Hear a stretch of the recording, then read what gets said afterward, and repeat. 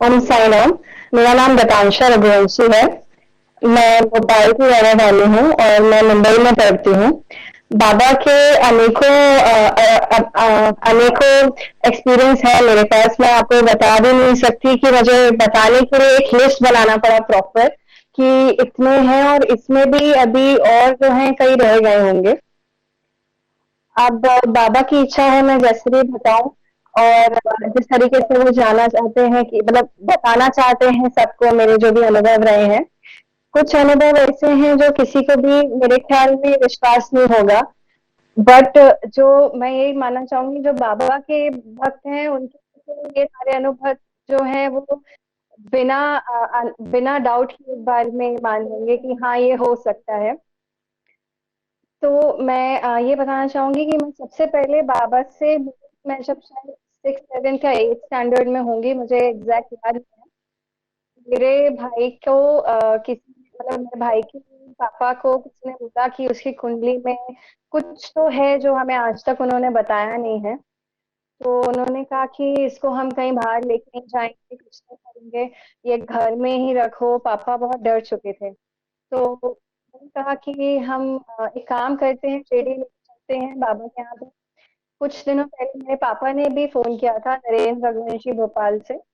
तो उनके भी बहुत अनेकों अनुभव रहे थे, उनको किस तरीके से बाबा उनके साथ चले हैं। तो उसके द्वारा या जो भी बाबा ने प्रेरणा दी हो उस तो हम शिरडी पहुंचे। अब उस टाइम पर आज जितनी भीड़ है उससे बहुत कम भीड़ हुआ करती थी। तो हम 10 12 साल पुरानी बात है ये, जब हम पहुंचे वहां पे हमने दर्शन किया और पूरे रास्ते में मैं मम्मी पापा से पूछी थी कि मुझे बाबा का लॉकेट चाहिए जो मैं समाधि से खुलवा कर घर लाना चाहती हूँ, उसे पहनना चाहती हूँ। लेकिन कुछ ऐसी कंडीशन बची या सिचुएशन ऐसी थी कि हम सीधे मंदिर में घुस गए और हम दर्शन करके बाहर निकले और मैंने लॉकेट लिया। फिर पता नहीं क्या सिचुएशन ऐसी बनी कि हम लोग अचानक ही वापस से मंदिर में पहुंच गए। हम लोगों को रात की पार्टी शाम को होती है, वो करने का मौका मिला। मैंने बराबर वहां पर लॉकेट छिलवाया समाधि पे, वो मैं पहन ली। तब मैं मुझे नहीं पता था, मैं बचपन से बहुत भगवान को मानती थी। क्यों मानती थी कि मुझे ना मेरे घर वालों ने फोर्स किया ना कुछ किया, एक झुकाव था कि हाँ ये मेरा भरोसा है जीवन का, ये मेरी जिंदगी पार कर देगा। बहुत छोटे से ही भगवान को मानने लगी थी सब। अब बाबा के बारे में मैं कुछ इतना जानती नहीं थी तब।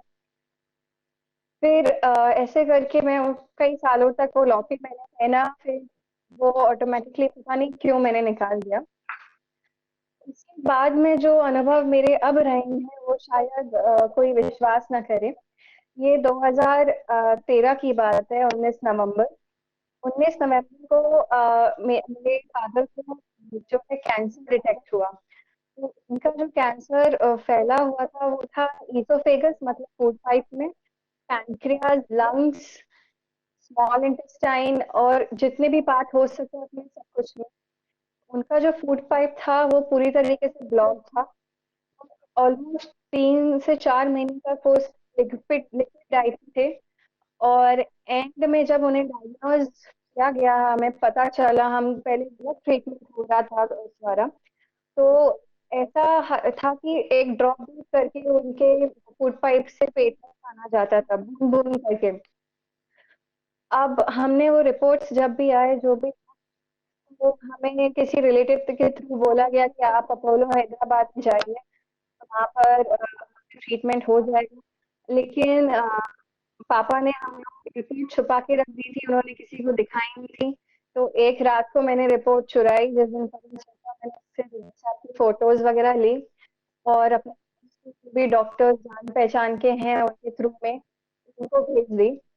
तो जो उनके हैदराबाद निकलने के 1 या 2 दिन पहले की बात है, मुझे पता है कहीं का, उन्होंने बोला कि देखिए ऐसा है, लास्ट स्टेज है, अब बहुत मुश्किल होगा जो भी है। मतलब आप ट्रीटमेंट भी करवाओगे तो आपका पैसा वेस्ट है, क्योंकि आपको पता है कि कैंसर में कितना पैसे लग ही जाते हैं, लाखों रुपए तो मतलब यूं ही जाते हैं जैसे कि आप जाकर धनिया मिर्ची खरीद रहे हो, इस टाइप से। फिर जब वो गए वहां पर, मुझे और मेरे फादर को पता था एक्चुअली क्या है, हमारी फैमिली को इतना नहीं पता था कि एग्जैक्ट क्या है। अब वो वहां पर गए तो क्योंकि वो हम किसी रिलेटिव के थ्रू गए थे, वो डॉक्टर जो है वो हमें इस तरीके से जानते थे, तो उन्होंने जैसे तो भी सिम्टोमेटिक ट्रीटमेंट दिया कि चलिए कोई बात नहीं, हम कीमो देके लेकर देकर देखते हैं उनको कि हो जाए तो, क्योंकि जो हमारे रिलेटिव जिनके साथ हम गए थे उन्हें भी बोला गया कि आप पैसे वेस्ट कर रहे हैं, ऐसे करते रहेंगे तो फिर मतलब नहीं है, आप अच्छा उनके बच्चों के या और पैसे काम आ जाएंगे जो आप इधर वेस्ट कर रहे हैं। लेकिन उन्होंने कहा नहीं नहीं, आप सिम्टोमेटिक ट्रीटमेंट करिए। उन्होंने सिम्टोमेटिक ट्रीटमेंट किया और ये बड़े आश्चर्यजनक बात है कि मतलब विद इन 15 डेज उनकी आधा जो ब्लॉकेज था बिल्कुल वो क्लियर हो चुका था। और ये ये बात सब जानते होंगे कि कीमोज जो होती हैं, कई लोगों को शायद इस कीमोज करती हैं, या बहुत और ज्यादा इफेक्ट नहीं करती हैं, असर नहीं दिखाती हैं। लेकिन 15 दिन के अंदर लास्ट स्टेज के कैंसर को असर दिखाना एक बहुत बड़ी बात है। अब ये जो चमत्कार हो रहा था ये मुझे नहीं पता था, ना मेरे घर वालों को पता था कैसा हो रहा था। मेरे पापा जो थे वो भोलेनाथ के भक्त हैं, अभी भी हैं, बाबा के भी भक्त हैं। वो 3 बजे उठ के मंदिर जाया करते थे अभिषेक करने के लिए। तो उन्होंने भोलेनाथ से ही लड़ाई की, बोला आपको पूरी दुनिया में सिर्फ मेरा बोझ दिख रहा है कि आप मुझे उठाना चाहते हो, इस तरीके से। और मैं भी जैसे भगवान को बहुत मानती थी, मैंने हमेशा का ऐसा रिश्ता रहा कि जिस रूप में मुझे ईश्वर दिखा या जिस रिश्ते की मुझे जरूरत थी, भले वो दोस्त हो, माँ हो, पिताजी हो, भाई हो, उस तरीके से भगवान से बात करते आई हूँ। तो अब जब ये सब पता चला तो हाँ, मैं ऐसे ही पास के एक मंदिर गई, वहां पे मैं सारे भगवानों से बहुत लड़ी, जो अनेकों भगवान थे वैसे तो भगवान एक ही है। तो जैसे ही मैं बाबा की मूर्ति के सामने गई और मैंने कहा कि आप तो बुढ़े, आप इतने बूढ़े हो, मैं आपके ऊपर क्या चिल्लाऊं, आप क्या ही करोगे। मतलब नादानी में मैं ऐसा बोल दी, मुझे पता नहीं था बाबा की शक्ति में। फिर सब चलता रहा, ये नवंबर की बात है। फिर, उनको 3 कीमोस दिए गए पापा को। फिर कहा गया कि अराउंड 26 या 30 के 1 महीने में रोज एक एक रेडिएशन हुए। रेडिएशन होते चले जनवरी में। फिर फरवरी से स्टार्ट हुआ, ये जनवरी एंड से फरवरी से मार्च बिगिनिंग तक चले ये रेडिएशन। अब इस बीच में आप समझ सकते हैं कि मेरा 12th स्टैंडर्ड भी था उसी टाइम पर, तो क्या प्रेशर होगा। तो मैं मतलब 12th के बोर्ड एग्जाम में मैं तो कुछ फोकस कर नहीं पाई थी, और मैं कुछ इतनी खास इंटेलिजेंट स्टूडेंट नहीं हुआ करती थी, मेरा पीसीएम था, मैं साइंस स्ट्रीम की थी। तो वैसे ही मुझे बहुत था कि मैं पास होंगी या नहीं होंगी, लेकिन वो टेंशन में नहीं लग पाता था दिमाग। अब इसी बीच ऐसा हुआ कि मुझे ऐसा लगा कि कोई मुझसे बात करना चाह रहा है। ऐसा मुझे समझ नहीं आया, ना मैं उस स्टेट में थी कि मैं समझूं कि क्या हो रहा है क्या नहीं हो रहा है, कि मैं ये भी सोचूं कि भूत तो नहीं है, भूत प्रेत तो नहीं है, या कुछ और तो नहीं है, जो नॉर्मली इंसान ये सोचता कि कुछ भूत प्रेत है। तो मुझे ऐसा बोला गया कि आप फ्री बात करना चाहेंगे, बात करना चाहोगे। और मैं इतना खोए रहती थी, मुझे याद भी नहीं है एग्जैक्टली कि मैं क्या फील करती थी उस टाइम पर, बस निकल गई वो जिंदगी का फेज, वो निकल गया है। तो ये कुछ करीब 7 मार्च की बात है, जब जो भी बात शुरू हुई, और उस टाइम पर ऐसे मुझे स्टोरी सुनाई गई कि कैसे ब्रह्मांड प्रकट हुआ था विष्णु के द्वारा, और ऐसा सब कुछ सुनाया गया। फिर एक दिन के अंतराल में मेरे को बाबा की लीला सुनाई गई। मुझे नहीं पता क्या हो रहा है, मेरे मम्मी पापा दोनों उस टाइम हैदराबाद में थे। मेरा भाई जो है वो, मैं 18 साल की थी, मेरा भाई मतलब उस टाइम 13 साल का था, तो मुझसे क्या बताऊं, मुझे वो भी समझ नहीं आया था। तो मुझे जो भी मिला तो मैं, मुझे समझ नहीं आया था मैं कैसे शेयर नहीं कर पाई। फिर ये 9 तारीख की बात है, 10th को मेरे father का birthday था। और उसी दिन हम लोग का जो पेट स्कैन करता है, ये टेस्ट होता है जिसमें वो पूरी बॉडी को टेस्ट करते हैं कि कहाँ पर कोई ट्यूमर तो नहीं रह गया है। तो उनका वो टेस्ट हुआ, और उसमें जब वो एंटर किए डॉक्टर के केबिन में, देखने के लिए क्या रिपोर्ट आई है, तो मेरे फादर और मदर वहां पे पहुंचे। वहां पर पूरी डॉक्टर्स की टीम जो है वो खड़े होकर तालियां बजा रही थी। दिस इज अ मिराकल कि हमने 33 साल के करियर में हमने ये देखा नहीं है, ऐसा चमत्कार कि इस स्टेज के कैंसर वाला इंसान जो है वो इतने तेज और कोई ट्यूमर नहीं बचा है, कुछ नहीं हुआ। आपको अलग ही शक्ति है जिसके थ्रू आप यहाँ से निकले हो। अब इस बीच में हमें इतना अंदाजा नहीं था, लेकिन जब हम पीछे जाके देखते हैं तो एक साईं बाबा का टेम्पल था उधर पर, जिस ओसी हॉस्पिटल में। तो उस हॉस्पिटल में एक सर्वेंट थे वहां पर जो मम्मी पापा की हेल्प करने के लिए थे। तो वो बोले कि आप एक काम करिए, आप यहाँ पे बाबा के दर्शन करके आ जाइए पापा को। तो वो बोल पापा के मन में आया, मैं इतना कमजोर हूँ, मैं कैसे जाऊंगा, मैंने नहाया भी नहीं है इतने टाइम से क्योंकि मैं चल नहीं पाता हूँ। फिर भी वो जैसे तैसे करके बाबा के यहाँ चले गए। और उन्होंने सिर्फ बाबा के सर पे, मतलब बाबा के चरणों में सिर्फ सर रखा है। और ये बोला कि अब मैं आपसे क्या बोलूं, अगर मैं आपसे बोलूंगा भी कि आप मुझे बचा लें तो फिर लोगों का आपके ऊपर से विश्वास हटेगा, क्योंकि वो मान चुके हैं कि अब शायद बहुत ही मुश्किल है बचना।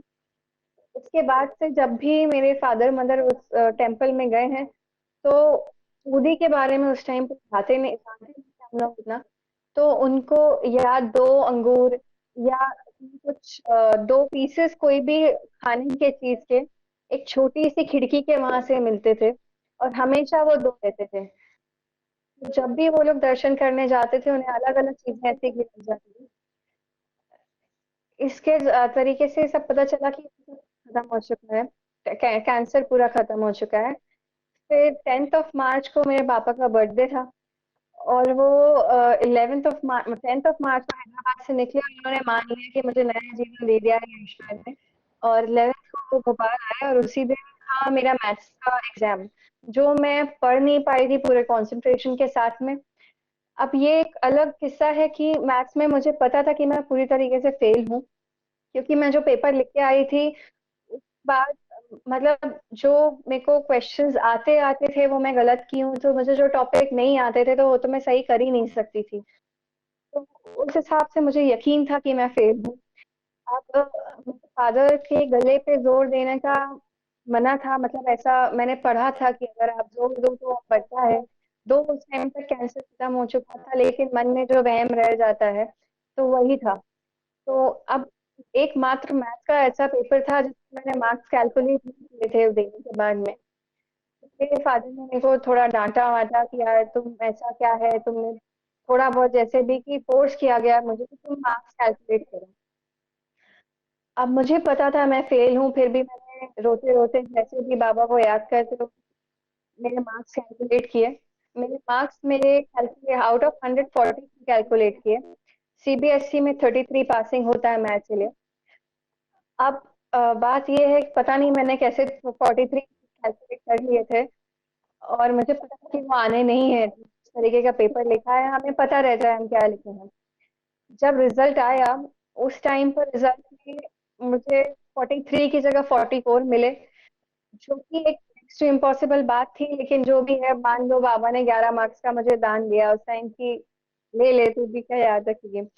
उसके बाद में जो है ऐसा रहता है कि कीमो रेडिएशन के पहले जितने हुए हैं, पहले वाली कीमो जो रहती है वो आपके मसल्स और बाकी पार्ट्स पर टारगेट करती है। रेडिएशन के बाद में वो कीमो देते हैं जो आपके बोन मैरो में टारगेट करती है। और ये जो है ये देना जरूरी रहता है जिससे कि फर्दर बोन मैरो में अगर कोई इन्फेक्शन है तो वो ना रहे। तो रेडिएशन के बाद में उनको लिखा गया कि उनकी 4 कीमो और होंगी, दो उनका कैंसर खत्म हो चुका था, लेकिन हमें जड़ से इन्फेक्शन मिटाना था, तो वो 4 कीमो और लिख दी गई। अब उन्होंने जब ये पहले 3 हुई थी तो अभी भी 3 होनी चाहिए थी कायदे से, ऐसा होता है या कहीं से सुना था, लेकिन उन्होंने बाय मिस्टेक 4 लिख दी थी। बाबा के द्वारा हमको ये मैसेज मिलता है कि आपको गलत वहां पर कीमो लिख दी गई है, आपकी 4 कीमो नहीं आपकी 3 कीमो होनी है, आप जाके डॉक्टर से बात करिए। आप अब जैसे ही मेरे फादर वहां पहुंचे और डॉक्टर ने यही कहा कि हमसे बाय मिस्टेक यहाँ पर 4 कीमो लिखा हो गया है, शायद से वो 3 कीमो ही होनी है आपकी। ये एक सबसे बड़ी बात थी जिससे थोड़ा विश्वास हुआ कि ये क्या हो रहा है, और उसके पहले भी हमें समझ नहीं आ रहा था कि हम स्टेट में ही नहीं थे समझने की।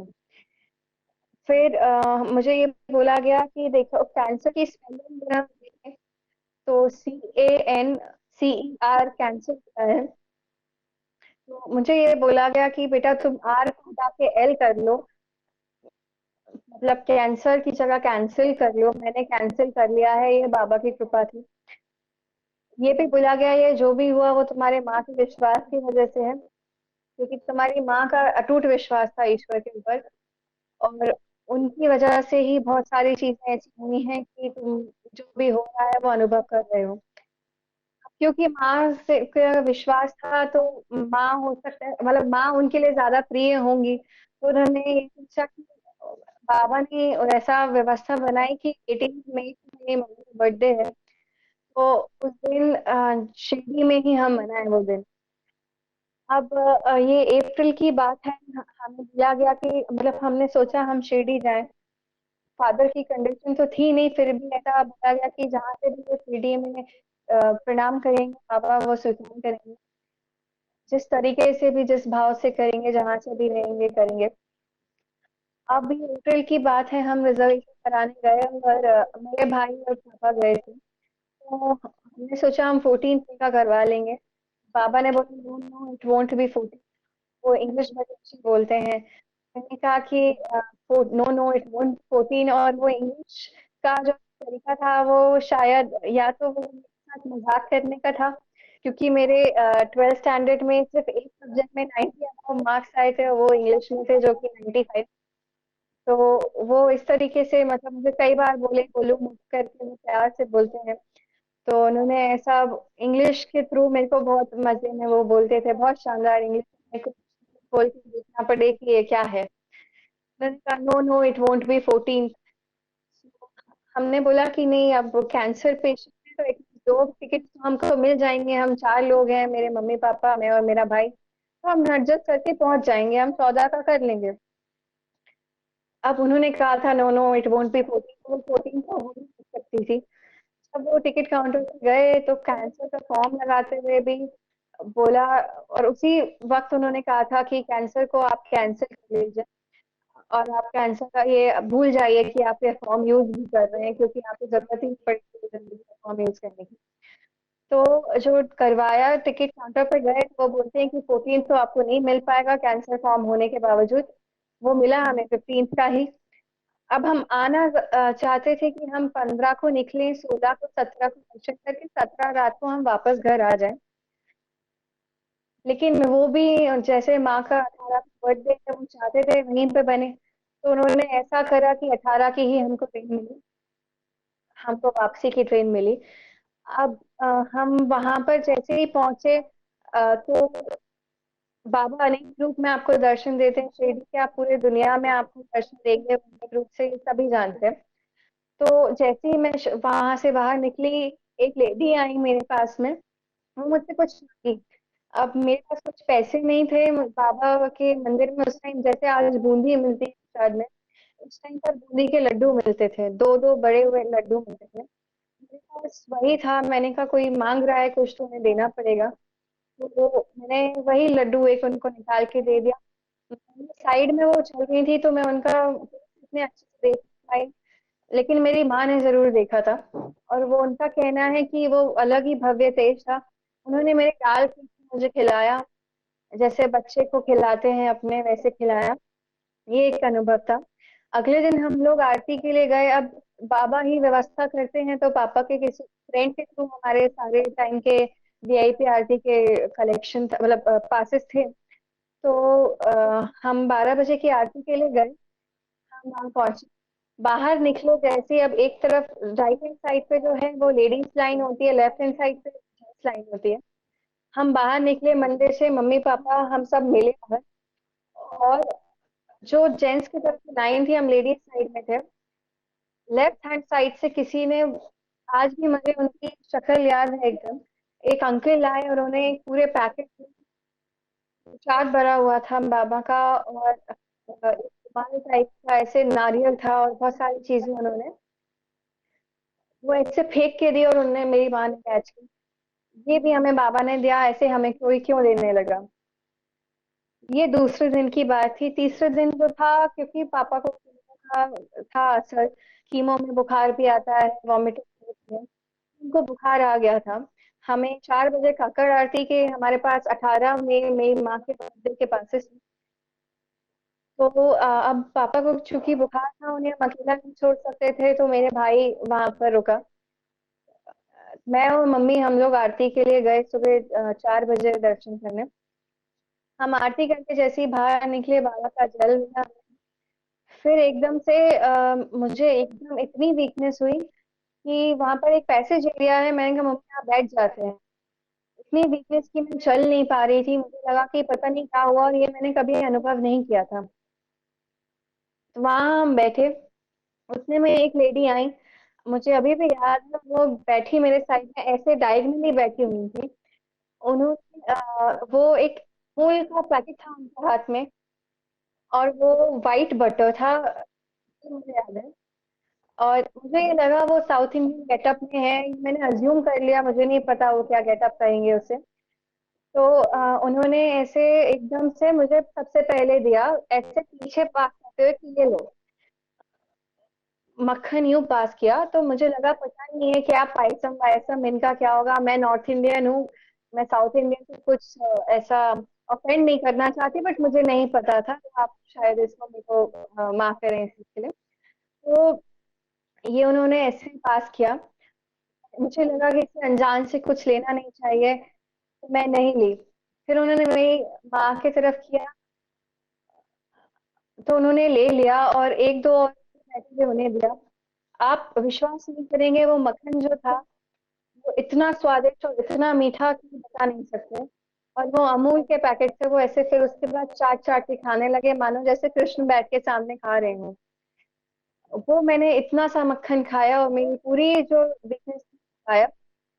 फिर उसके बाद हमने देखा तो वो लेडी भी गायब, नहीं कि वो चलते हुए जाते देखी या कुछ हुआ। ये जो बात थी, उसके बाद में उसके तुरंत बाद मेरे नाना जी की मतलब ये मई की बात है, जून में मेरे नाना जी की तबीयत खराब हुई। तो सबने ये कहा कि आप आ जाइए मिलने के लिए, अभी हो कुछ भी हो सकता है। तो मेरी मम्मी ने बोला कि नहीं, मैं अभी क्यों जाऊं, मैं आपके चले जाऊंगी, और राखी पे जाऊं, एक ही बार में दोनों काम हो जाएंगे, मैं तब भी मिल लूंगी। हम समझे ही नहीं थे कि क्या सिचुएशन है। लेकिन मुझे बाबा के द्वारा बोला गया कि नहीं, तुम्हारे बाबा ठीक, तुम्हारे नाना जी ठीक हो गए हैं, हमने उन्हें ठीक कर दिया है। और वो चाहते थे शिरडी जाना, मेरी उनसे बात हुई, मैंने उन्हें पूरा एक्सपीरियंस बताया फोन पे, उस टाइम दिल्ली हॉस्पिटल में थे। वो बोले मेरे को शिरडी लेके चल, लेकिन वो, अब तो भी ऊपर वाले की इच्छा हो, बाबा की इच्छा हो, उन्होंने नहीं बुलाया। लेकिन ये जरूर है कि बाबा ने उनके अंतिम वक्त में घर को ही शिरडी बना दिया था। तो राखी के वक्त पर हम जब पहुंचे नानी के यहाँ, तो पूरा हमारा घर वहां पर, फैमिली नहीं पहुंची।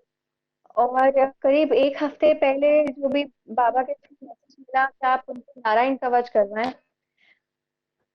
अब नारायण कवच जो है वो बड़ा डिफिकल्ट होता है करने के लिए, और वो इजीली मिलता भी नहीं है।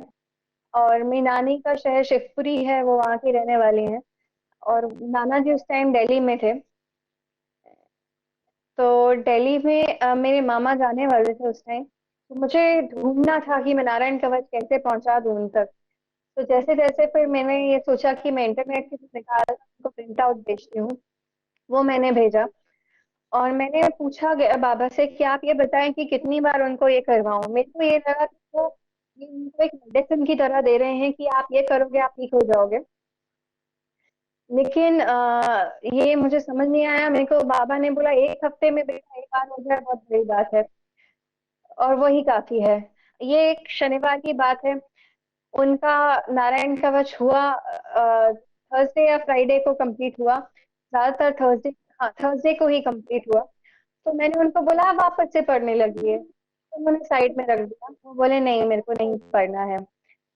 अब वो जो भी हो, जैसा भी ऊपर का, या वो समझ चुके हूँ। और ये थर्सडे की बात है, सैटरडे को हमको पता चला कि वो नहीं गए, और मैं समझ चुकी थी कि ये एक हफ्ते का जो भी मैसेज था ये क्या है।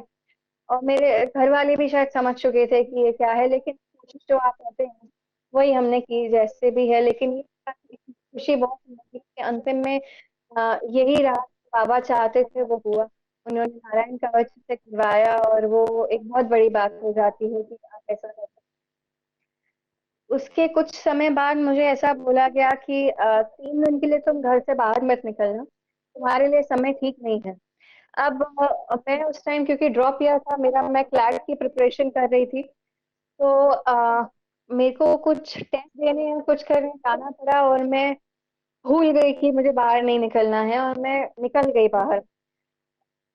और मैं एक्टिवा ड्राइव करते हुए आ रही थी, उसी टाइम पर मेरी गाड़ी के सामने एक डॉग आया और मैंने एकदम ब्रेक मारे और मैं बहुत बुरी तरह गिरी।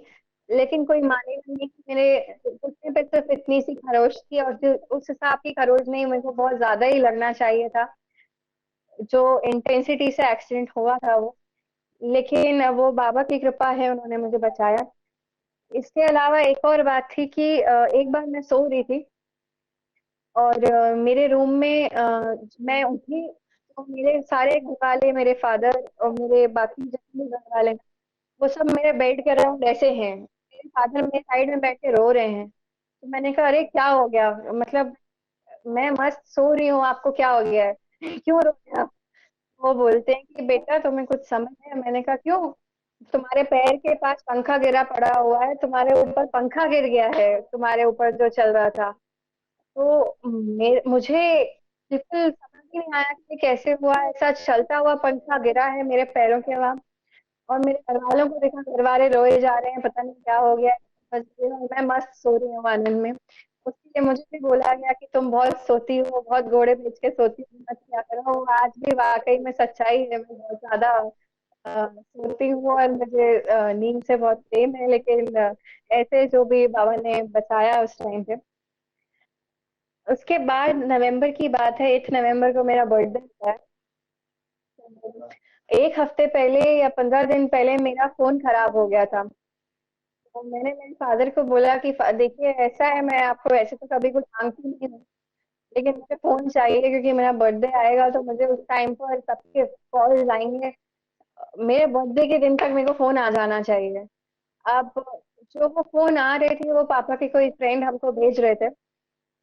उन्होंने कोरियर किए थे 2 फोन्स वहां से।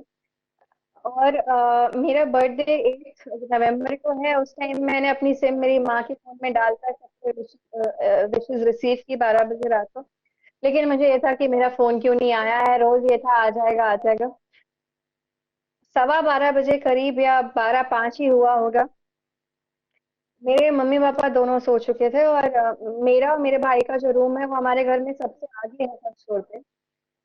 तो वो नीचे एकदम जो हमारा मेन गेट है वो किसी ने बहुत जोर जोर से बजाया। तो अब स्वाभाविक सी बात है, मैं डर गई कि कहीं चोर तो नहीं है। तो मैं डरते हुए एकदम घबरा के मेरे मम्मी पापा के रूम में गई, चोर है।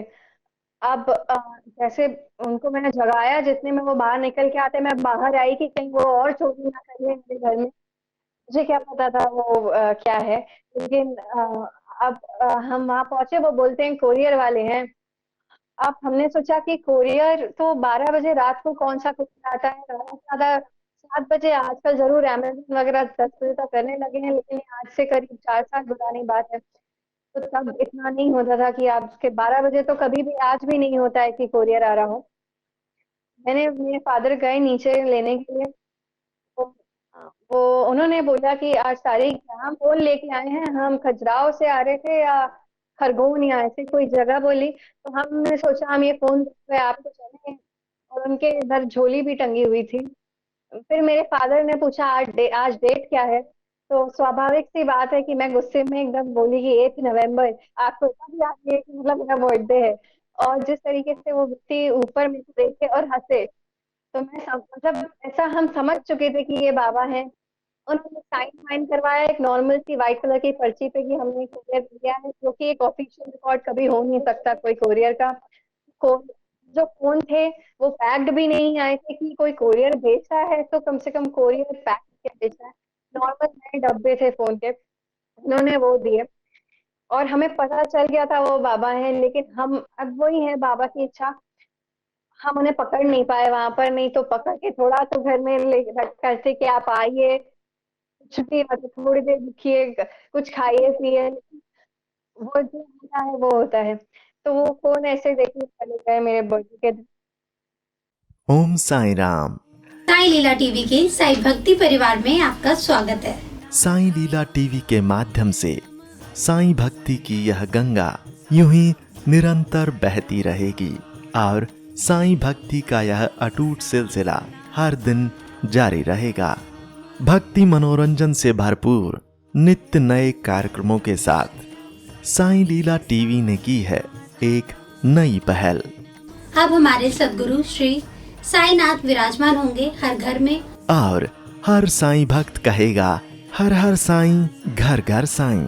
अब आप घर बैठे ही भाग ले सकते हैं श्री साई सगुन उपासना में, यानी कि साई की उपासना में, और लीन हो सकते हैं श्री साईं के चरणों में, जिसमें दिन भर चारों आरतियों के साथ चरणी ठेविला माथा घेऊनी पंचारती करू बाबांची आरती।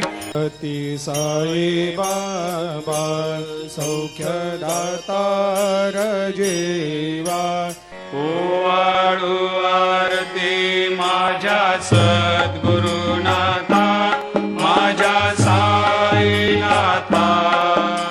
हर दिन शुरुआत होगी श्री साईं अभिषेक पूजा और हर गुरुवार श्री साईं सत्यव्रत कथा घर बैठे हो जाएगी साईं मंदिर के पुजारी श्री प्रमोद मेढ़ी जी के साथ। इतना ही नहीं, साई मंत्रों के साथ श्री साईनाथ स्तवन मंजरी का पाठ भी होगा।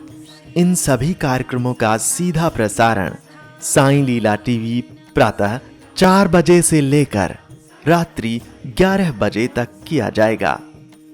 आप दुनिया के किसी भी कोने में बैठे हों, साईं लीला टीवी के माध्यम से आप सभी पूजा विधि में लाइव कार्यक्रमों के माध्यम से सहभाग ले सकते हैं।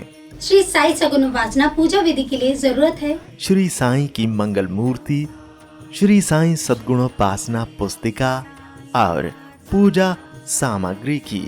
ये सामग्री आप तक न फायदा न नुकसान तौर पर आप तक पहुंचाने का साई लीला टीवी का मानस है, जिसमें श्री साई की प्राण प्रतिष्ठित मंगल मूर्ति के साथ श्री साई के वस्त्र, मुकुट और माला, शुद्ध पूजा सामग्री जैसे कि चंदन, अगरबत्ती, हल्दी, कुमकुम, अक्षत, इत्र इत्यादि आपको प्रदान की जाएगी। श्री साईं की मंगल मूर्ति साईं लीला टीवी के माध्यम से शिरडी में ही बनाई जा रही है। अभी आप स्क्रीन पर साईं मूर्ति के दर्शन कर रहे हैं। यही मूर्ति आपके लिए भेजी जाएगी। यह मूर्ति साईं लीला टीवी ने खास साईं लीला टीवी परिवार के साईं भक्तों के लिए बनवाई है। इतना ही नहीं, जो मूर्तियां प्रदान की जाएंगी वह शास्त्रों और मान्यताओं के अनुसार प्राण प्रतिष्ठित और मंत्रों से अभिमंत्रित करके ही भेजी जाएंगी। प्राण प्रतिष्ठा कार्यक्रम का सीधा प्रसारण साई लीला टीवी पर मूर्ति भेजने से पहले ही किया जाएगा, जिसमें आप घर बैठे ही सहभाग लेंगे। हमें विश्वास है कि इस मंगल मूर्ति की आपके घर में स्थापना करने के बाद आपका घर साई मंदिर बन जाएगा और साई सगुन उपासना से आपका हर दिन मंगलमय हो जाएगा। श्री साईं की मंगल मूर्ति के साथ आपको श्री साईं के वस्त्र, मुकुट और माला भी भेजी जाएगी। इसके साथ ही पूजा विधि के लिए आवश्यक अगरबत्ती, जो पूरी तरह से नेचुरल है और जिसकी भीनी भीनी खुशबू से आपके दिन की शुरुआत प्रसन्नता से होगी। चंदन, जो चंदन आपको दिया जाएगा उसकी खुशबू आपको शिरडी की याद दिलाएगी। इत्र, जिसके इस्तेमाल से आप दिन भर महकते रहेंगे और आसपास के लोग दिन भर आनंद लेंगे भक्ति वाली खुशबू का। इतना ही नहीं, इसके साथ पूजा के लिए आवश्यक खास चुने हुए हल्दी, कुमकुम और अक्षत आपको भेजे जाएंगे, जो आपके घर को पवित्र और मंगलमय बनाएंगे। साईं लीला टीवी साईं भक्तों द्वारा साईं भक्तों के लिए एक उपहार है। इसलिए साई लीला टीवी ने श्री साई सगुन उपासना शुद्ध पूजा सामग्री आप तक न फायदा न नुकसान के तौर पर आपको भेजी जाएगी, जिसमें आपको श्री साईं की मंगल मूर्ति के साथ सारी पूजा सामग्री प्रदान की जाएगी।